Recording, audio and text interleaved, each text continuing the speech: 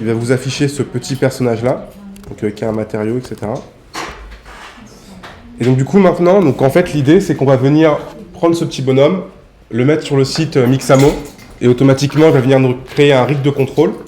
Et grâce au plugin du coup Mixamo qu'on a installé précédemment, on va pouvoir avoir le contrôle sur cette animation-là. Donc là maintenant, sur Mixamo, donc on va revenir. Inutile d'ouvrir Mixamo dans tous les cas parce qu'on va revenir dans Blender rapidement. C'est juste pour vous montrer un truc très rapidement. Dans tous les cas, on va revenir dessus. Tac, tac, tac. C'est juste pour vous dire en fait que du coup Mixamo, il a certains formats qui sont compatibles avec lui. Donc le format FBX, le format OBJ et le format zip. Le format zip en fait, c'est juste un fichier zip qui contient un fichier OBJ et une texture, tout simplement. Nous, on va se concentrer uniquement sur le format FBX. D'accord? Donc là, maintenant, on va repasser dans Blender. Vous allez juste faire fichier, exporter en fichier FBX.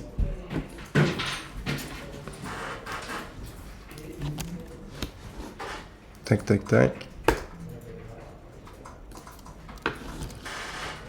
Donc là, normalement, vous allez tous récupérer votre propre fichier FBX. Une fois que c'est le cas, vous allez passer maintenant sur le site Mixamo.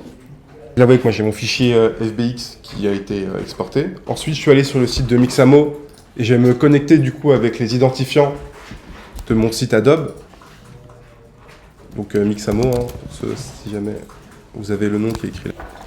Donc là, vous voyez tout en haut, vous avez deux onglets. Vous avez un onglet caractère et un onglet animation. Nous, on va uniquement se concentrer sur l'onglet animation. De base, je crois que c'est cet onglet-là qui est affiché. L'onglet caractère, qu'est-ce qu'il contient? Il vous contient simplement différents personnages. Donc si par exemple, vous n'avez pas de personnage que vous avez fait vous-même, vous n'avez pas à trouver en 3D, vous pouvez très bien, sur ce site-là, trouver plein de persos. Automatiquement, ça va venir les appliquer en typose. Et après, ces personnages-là, je peux aller dans l'onglet animation et leur appliquer l'animation de mon choix. Tac, tac. En haut à droite, vous avez un petit bouton Upload caractère. Donc là, il va vous ouvrir une petite pop-up. Et là, on va venir du coup drag and drop notre perso FBX qu'on est venu exporter.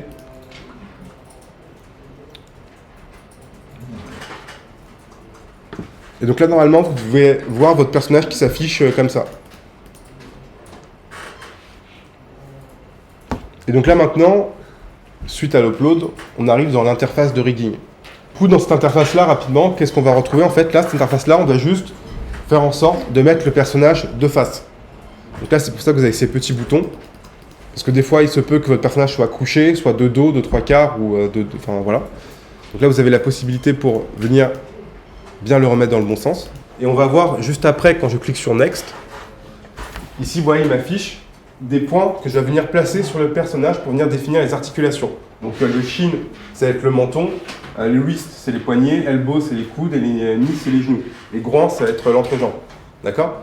Et donc du coup, c'est pour ça que vous devez bien souvent privilégier un personnage qui est en typose, comme ça, comme ça, comme ça, ou peu importe. Éviter les personnages qui sont comme ça, qui ont des membres qui passent devant le corps. Parce que si par exemple, je prends le point du poignet, et je lui dis le poignet, il est là, exactement, ça le met dans le plexus, automatiquement, ça va faire des bugs. Donc il faut éviter simplement, quand on récupère le personnage, d'avoir des éléments qui se superposent.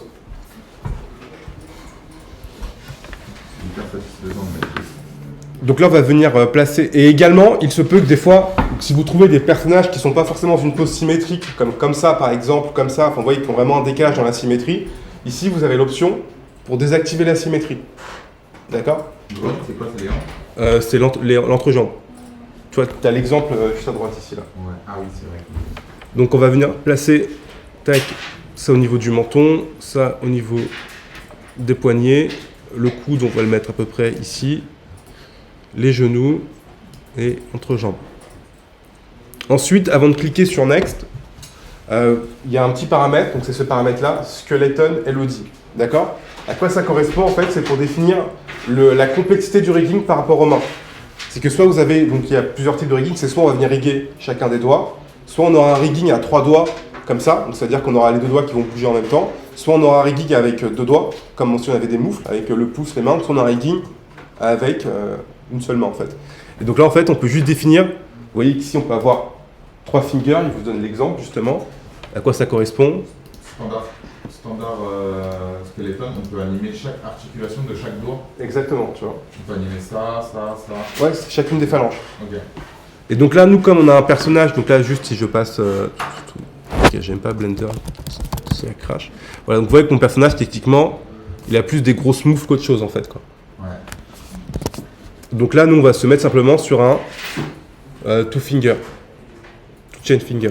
Une fois que vous avez bien, du coup, changé le skeleton Elodie, vous pouvez maintenant cliquer sur Next. Là, maintenant, vous avez une petite barre de chargement qui va vous dire qu'il est en train de riguer le personnage.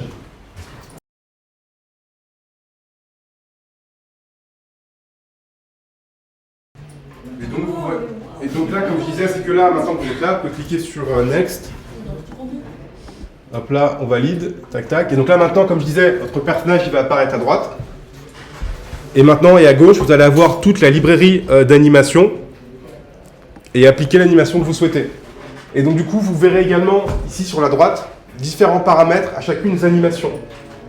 Très important, le trim, ne le touchez jamais. Ah merde. D'accord? En fait, de base, la plupart des animations, elles vont louper à l'infini. Donc là, vous voyez la timeline, ça loupe à l'infini. Vous voyez qu'il n'y a pas de cut. Et donc là, c'était pertinent pour un cycle de marche, c'est qu'il va juste nous faire un pas, deux pas, et automatiquement, dans Blender, on va venir pouvoir le louper à l'infini, cette animation, en fait. Et donc du coup, après, il y a des animations comme par exemple celle-ci, Crash to Stand. Vous voyez que là, il n'y a pas forcément de loop, parce qu'il part d'une position assise et il se lève, c'est la fin de l'animation. Donc ce que je veux vous dire, c'est que le trim, généralement, on n'y touche pas, parce que simplement, c'est pour venir réduire la durée de l'animation. Donc si on joue avec la durée de l'animation, forcément, on va venir détruire la loupe infinie.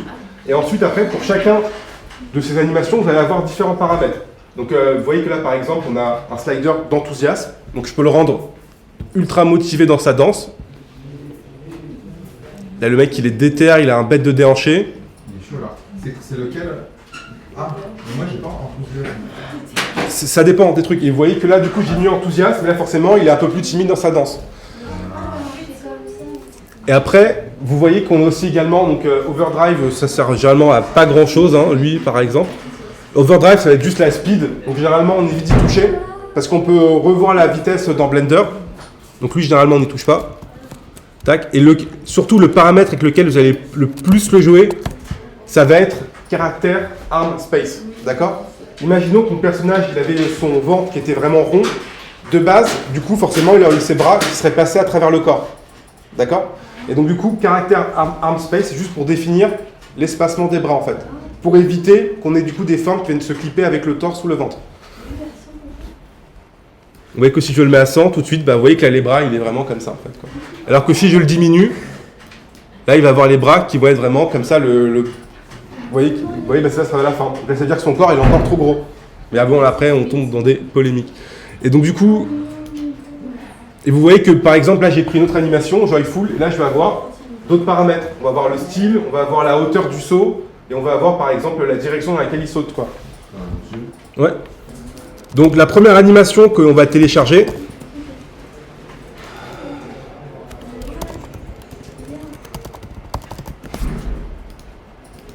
Donc là, moi, j'ai juste écrit Run dans la barre de recherche. Et vous voyez que là, on a plein d'exemples du coup de courses. Donc là, je vous laisse voir. Vous voyez que vous avez différentes intensités de course. Donc là, vous voyez que par exemple, là, il court à la Tom Cruise, ultra motivé. Et nous, on va prendre. Et là, vous voyez qu'il est en mode petit jogging, plus light et tout, quoi. Donc là, à vous de voir quelle animation de running vous allez télécharger. Donc là, moi, je sélectionne celle-ci. Alors là, maintenant, vous allez voir qu'il y a quelques petites options qu'il faut tout le temps garder à l'esprit. Donc là, moi, j'ai sélectionné une animation de running. D'accord? Très important, sur les animations où votre personnage se déplace. Vous voyez, là, j'ai une animation de running. Vous voyez que mon personnage, du coup, forcément, il court, il se déplace. Très important, s'il vous plaît, à chaque fois, venez cocher cette case. Quand vous avez des animations où votre personnage se déplace, il faut juste cocher in place. C'est-à-dire, nous, on veut qu'il court uniquement sur place. Ça fait quoi une erreur? Donc, comme je disais, moi, j'ai pris running. Et important, venez cocher in place. Une fois que c'est fait, maintenant, on va venir, du coup, télécharger cette première animation. Donc là, vous pouvez venir cliquer sur Download. Et également, Donc, ce qu'il faut savoir, c'est que généralement, comme j'ai dit, on va venir télécharger à chaque fois plusieurs animations. D'accord? Donc là, assurez-vous bien que skin soit bien avec with skin. Sinon, il va uniquement vous télécharger le squelette et pas le modèle 3D. Et donc, du coup, la première fois que vous le téléchargez, tout le temps le téléchargez avec la peau. Pourquoi que la première fois? Parce qu'après, on va être téléchargé que le squelette. Ok. Parce que comme on a déjà l'objet 3D, inutile de télécharger 10 fois en fait. Ça va que alourdir le fichier. Ok, ouais. On Donc- reste en 30 FPS? Ça, on n'y touche pas. Ouais. Ça, après, c'est dans Blender à Timeline qu'on va venir pouvoir éditer tout ça. Et donc là, dans mes téléchargements, vous voyez que je vais retrouver un fichier running.fbx.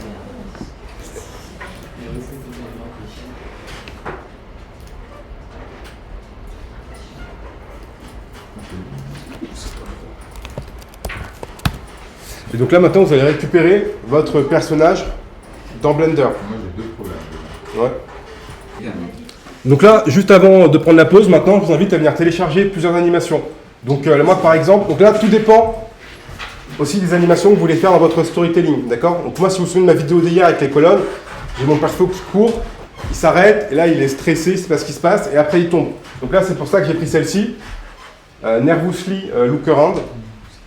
Comme ça, vous voyez que là, il est stressé. Et du coup, juste, ce qu'il faut prendre en considération, c'est à partir du moment, comme j'ai dit, que vous téléchargez une deuxième animation avec le même personnage, dans Skin, vous pouvez mettre Without Skin. Là, vous cliquez sur Télécharger. Et du coup, vous allez voir que dans Blender... Tu bouges la table en Arrête. Moi j'ai une question. Ouais. Quand on télécharge les animations qui apparaissent dans le téléchargement, une fois qu'elles sont importées dans Blender, si on supprime nos téléchargements, on ne perd pas. Non, tu perds pas les animations, elles sont enregistrées, ouais. Elles sont enregistrées dans le plan Blender. Ouais, c'est ça, ouais. Ok. Comme c'est des keyframes, elles sont restées là. Donc là, vous voyez que la deuxième animation que j'ai téléchargée, j'ai cliqué uniquement le squelette, donc Without Skin. Donc là, vous voyez que j'ai uniquement le squelette de mon animation. Et donc du coup, l'idée maintenant, c'est de télécharger autant d'animations que vous le souhaitez. Donc par exemple, mon personnage est court, et donc du coup, j'aimerais qu'il s'arrête. Donc là, vous voyez que j'ai Run to Stop. Comme ça, je vais vraiment avoir cette sensation de time. Donc celle-là aussi, je peux la télécharger. Ouais. Tu peux l'enregistrer, ouais. Sur toute ta machine en local, mais ça va. Donc là, moi, je vais venir télécharger d'autres animations. Donc du coup, j'ai pris déjà celle où il court. J'ai pris celle où il regarde de manière nerveuse. Donc c'est Nervous, si vous voulez la même. Ah, c'est une troisième, ça marche? Nervously Look Around. C'est ça. ça, ouais. Et après, donc là, j'ai pris aussi... donc là, moi, comme il court, j'aimerais qu'il s'arrête. Donc Run to Stop. Donc Run. Non, je mets juste Stop, je crois que je vais la trouver. Donc c'est celle-ci. Pareil, je fais télécharger. Without Skin. Exactement. C'est Run to Stop. Hein. C'est ça, exactement. Ouais. Et après, donc là, il court, il s'arrête, il regarde autour de lui d'une manière un peu stressée. Et après, donc, pour reprendre l'animation, moi, je vais faire celle où il tombe. Donc là, j'écris Fall, voilà. Fall ou Tripping. Bah, déjà, il y a celle-ci, Falling, tu vois, qui est en boucle, où c'est uniquement lui qui tombe comme ça. Puis donc lui, je prends aussi, j'aime bien, parce que ça va me servir. Et là, toi, dans les paramètres, je peux récupérer dans Fall, toi, je peux jouer avec l'angle du corps, si je le veux qu'il soit peut-être un peu plus incliné en avant. Donc là, je fais Download Without Skin. Et on va prendre une animation de Fall, par exemple.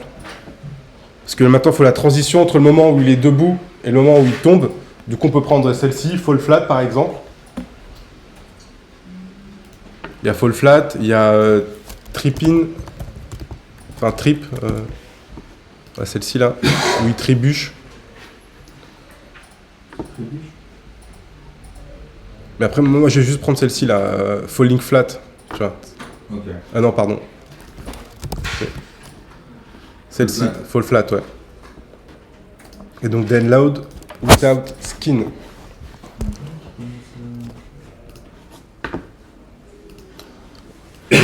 Ensuite, maintenant, on va venir importer toutes les animations dans Blender. Donc vous voyez qu'automatiquement, quand je les importe, forcément à chaque fois, il me les met au centre de ma précomposition. Vous les avez toutes importées en même temps? Non, là je les fais une par une, parce que là c'est juste pour expliquer que je peux venir les repositionner en fait, tout simplement. Enfin avec GX, je peux venir les repositionner pour éviter qu'il y ait une superposition. Donc là ça me permet aussi de mieux voir toutes mes animations. Donc on a run to stop. Et surtout ce qu'avant, on va venir éditer ces animations. Falling flat.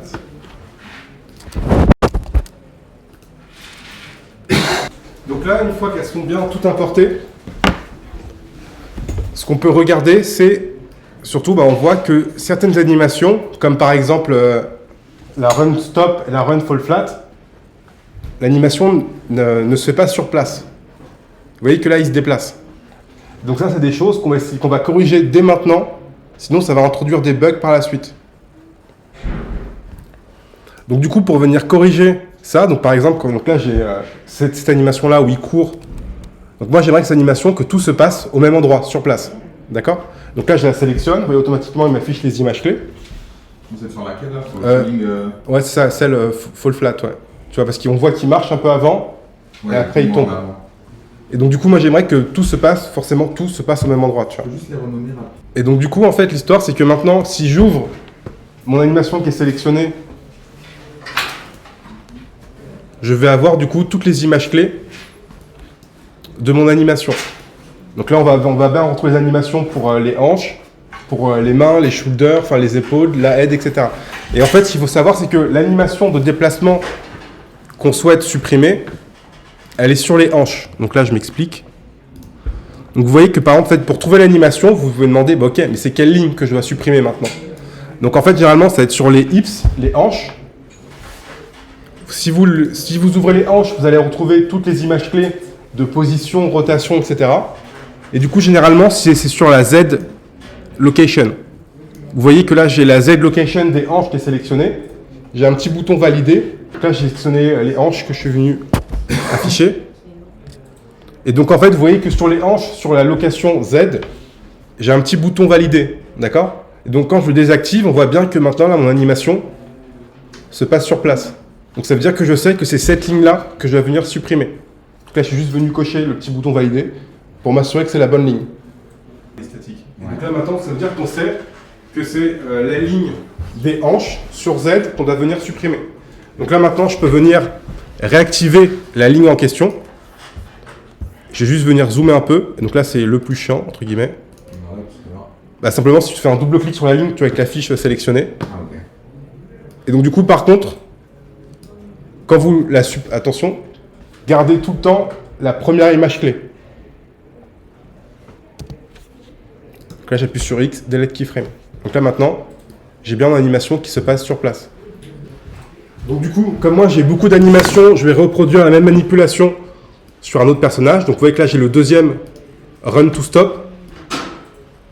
On voit aussi que lui, l'animation ne se fait pas sur place. Donc là, pareil pour mon deuxième squelette. Je vais dans les hips. Z. Ça, vous recordez? Comment? Ouais, ça record. Ok, cool. De toute façon, vu que je fais un cours à 2 élèves. Donc là, maintenant, une fois que j'ai toutes mes animations qui sont corrigées, on va venir pouvoir passer au plus intéressant. Donc là, je vais venir sélectionner mon premier personnage. Donc quand on entre guillemets le squelette du premier personnage, je le sélectionne. D'accord? Une fois qu'il est sélectionné, je vais pouvoir appuyer sur N pour afficher du coup les petits onglets ici. Là, je vais cliquer sur Mixamo. Et donc là, une fois que vous avez bien le rigging sélectionné, vous allez pouvoir cliquer sur Create Control Rig. Donc là, vous affichez cette fenêtre. Vous pouvez valider directement. Ouais. Non, c'est bon. Ok. Et donc là, vous voyez qu'automatiquement, il m'a créé du coup un rig de contrôle sur le personnage. Et donc là, vous voyez que quand je mets play maintenant, juste petite parenthèse, vous voyez qu'automatiquement, ce rig de contrôle est contrôlé, enfin, il a les mêmes animations que mon squelette en fait, que j'avais de base dessus. Et du coup, ce qui est intéressant, c'est que maintenant, imaginez, vous allez voir, ça va être très simple. Donc ça va être juste de dire se créer une nouvelle fenêtre, d'accord? Dans cette nouvelle fenêtre qu'on a créée, on va passer en mode NLA Editor. Donc c'est celui-ci, hein, Non-Linear Editor Animation, enfin Non-Linear Animation, pardon.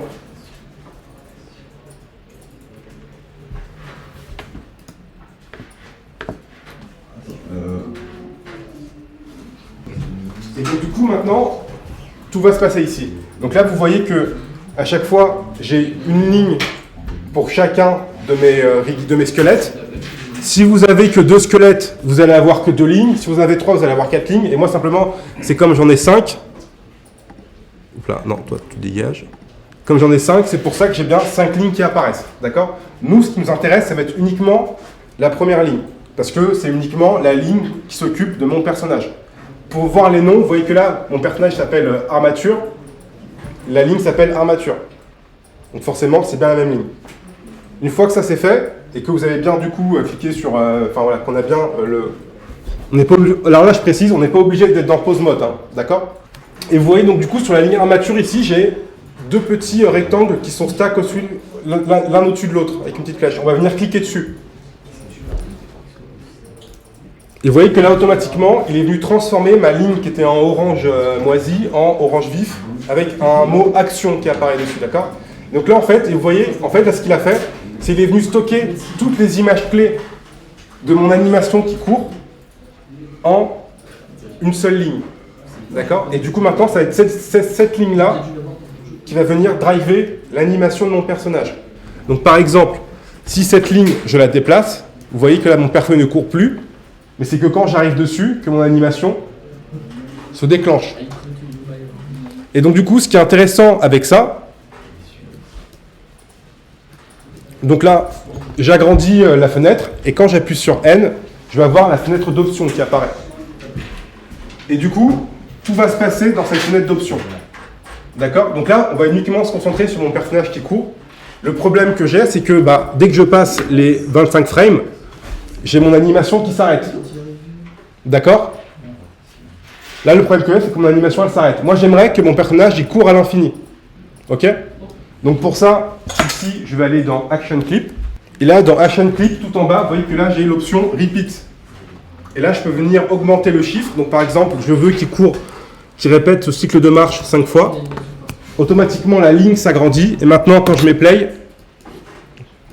tac, tac, tac, timeline, j'ai bien l'animation, vous voyez, qui se prolonge à l'infini. Ça a marché quand tu as uploadé Oui, ça Ok, très bien. Donc ça, c'est la base. Donc là, maintenant, ce qu'on va voir, c'est... J'aimerais pouvoir prendre toutes les animations que j'ai téléchargées et pouvoir les mettre à la suite pour pouvoir faire les enchaînements d'animation. Donc là, j'ai la première animation de mon personnage qui court. Ma deuxième animation, ça va être Run to Stop. Donc ça va être celle-ci. Donc vous allez voir maintenant, le process, il est très simple. Donc tout simplement, donc là, vous voyez qu'à droite, j'ai le plugin Mixamo qui est ouvert. Ici, j'ai une petite pipette dans l'animation. Je prends la pipette, je sélectionne le squelette sur lequel je veux récupérer l'animation. Je clique, vous voyez qu'automatiquement, il s'est mis à jour armature numéro 3. Vous avez pris lequel du coup? Run to Stop. Et là, après, je vais venir cliquer sur Apply Animation to Control Rig. Et vous voyez qu'automatiquement, il va venir appliquer cette nouvelle animation sur mon personnage. Et j'ai cliqué sur Apply après. Et du coup, donc là, normalement, après, on va juste récupérer forcément la nouvelle animation qui est appliquée dessus. Donc là, comme tu le dis, j'ai uniquement le Run to Stop qui est appliqué dessus. C'est parce que je n'ai pas cliqué ici pour convertir les keyframes en action. Donc là, pareil, vous voyez qu'automatiquement, j'ai une nouvelle ligne qui est apparue. Tu vois, normalement, juste au-dessus de l'ancienne. Là, tu peux cliquer ici, du coup, pour la convertir en une action. Et c'est normal, ça va encore bugger, parce qu'il reste juste un seul paramètre à cocher. Et donc là, maintenant, quand je mets play, maintenant, j'ai uniquement... j'aimerais qu'il marche, et j'aimerais qu'il s'arrête. Là, j'ai que... Il s'arrête. Et il ne marche plus, il ne fait plus rien après. C'est parce qu'en fait, on doit juste... Quand vous avez votre ligne qui est sélectionnée, d'accord ? Vous devez juste venir cocher la petite case ici, Auto, Blade In, Blade Out. Et en fait, c'est pour autoriser la superposition de plusieurs animations. Donc là, je sélectionne mon action, je vais cliquer sur Auto, Blade In, Blade Out. Pareil sur la première, sur mes deux lignes. Et là, normalement, si je prends mon action et que je la mets à la fin, Là, vous voyez que là, automatiquement, j'ai des petites diagonales qui sont apparues.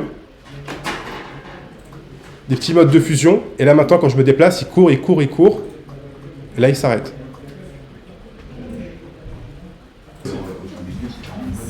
Donc là, on n'a fait que 2. Et donc là, maintenant, on va voir que si je veux répéter la manipulation, c'est quelque chose qui se fait en 2 clics. Donc là, moi, j'ai running, stop. Après, je veux celle-ci, nervous looking around. Donc si vous vous souvenez, je prends la petite pipette, je clique sur mon squelette, je clique sur appliquer. Automatiquement, j'ai une nouvelle ligne qui apparaît. Je la transforme en action. Et maintenant, je peux venir là, drag and drop. Et tout le temps, je vais venir cocher auto blade in, blade out. Et donc là, maintenant, il court, il s'arrête, il est stressé. Et après, j'aimerais le faire tomber. Et donc, du coup, si en termes de paramètres, j'en ai pas parlé. Et vous voyez que là, par exemple, cette animation de mon perso qui regarde autour de lui, je la trouve beaucoup trop longue. D'accord? Donc là, c'est ici que je vais avoir ces paramètres ici pour venir crop.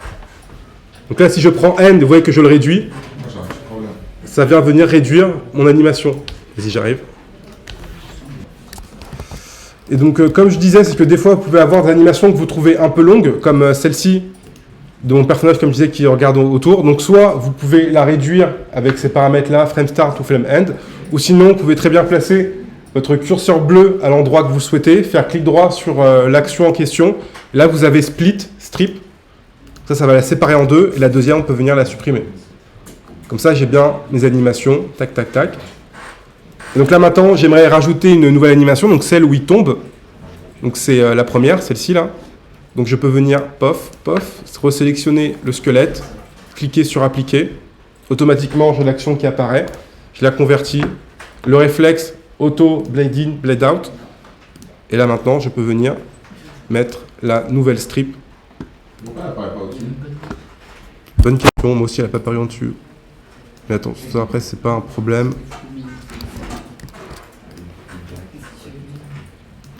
Des fois, si elle apparaît pas au-dessus, tu peux faire clic droit ici.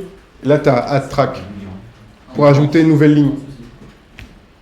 Tu vois, dans le No Action, là, juste au-dessus, tu fais clic droit dessus. Là, tu peux ajouter une nouvelle ligne. Et surtout, ouais, voilà. Donc là, maintenant, une fois que vous avez votre animation,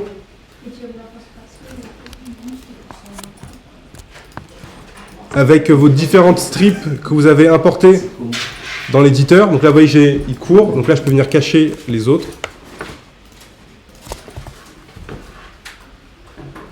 Ça, au moins, on peut s'arrêter là-dessus avant la pause. Donc là, vous voyez, j'ai importé, du coup, comme on a pu le voir, différentes animations. Et là, maintenant, j'ai bien toutes ces animations qui vont venir s'enchaîner à la suite.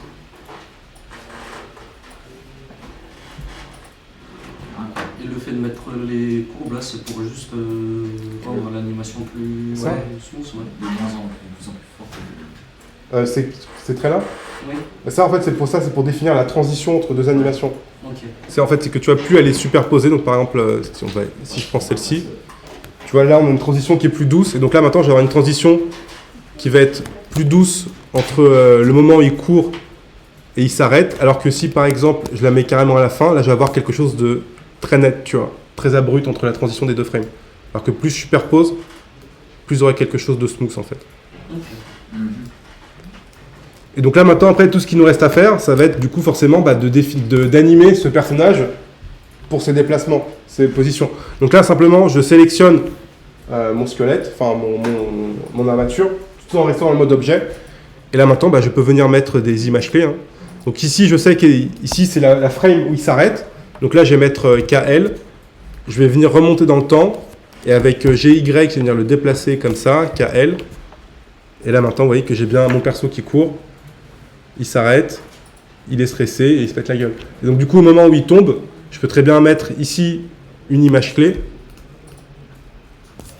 Tac, tac, tac. Comme ça, là, c'est les mêmes keyframes, il s'arrête.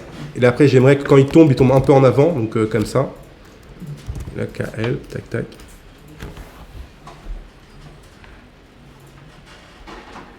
Et là, du coup, je suis venu reparamétrer mon animation.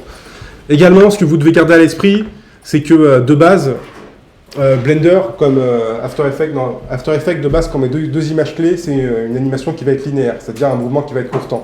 De base, Blender, il va mettre une courbe d'interpolation. C'est pour ça que mon personnage, donc là, il part ici, il s'arrête là, vous voyez que là, il accélère et il ralentit un peu trop au début à la fin. Donc pour ça, je peux venir sélectionner toutes mes images clés et faire clic droit, Interpolation Mode, et le mettre en mode linéaire. Comme ça, je vais avoir une vitesse, vous voyez que là, il court à une vitesse plus constante. Et j'ai moins des mouvements abrupts en fait, qui sont liés à l'interpolation du mouvement, quoi.